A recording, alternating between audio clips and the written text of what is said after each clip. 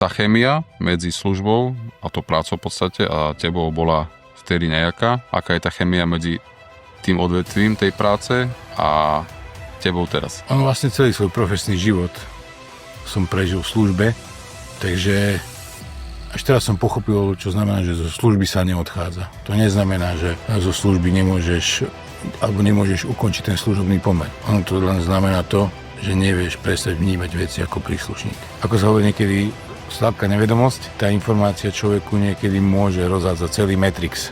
Ten istý dej budú opisovať 4 ľudia a 4 ho píšu inak. A závisí, ktorý príbeh budete počuť ako prvý alebo ako posledný.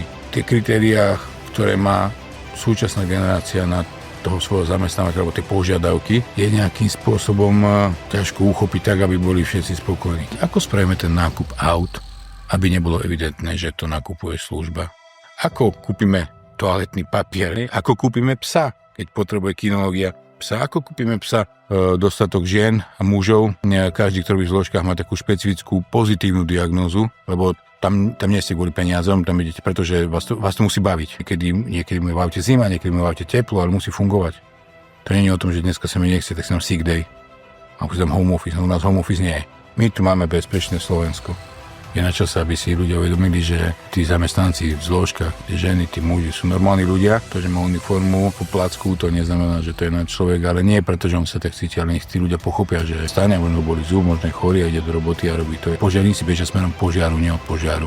Hej, policajti bežia tam, kde sa strieľa, nie opačne.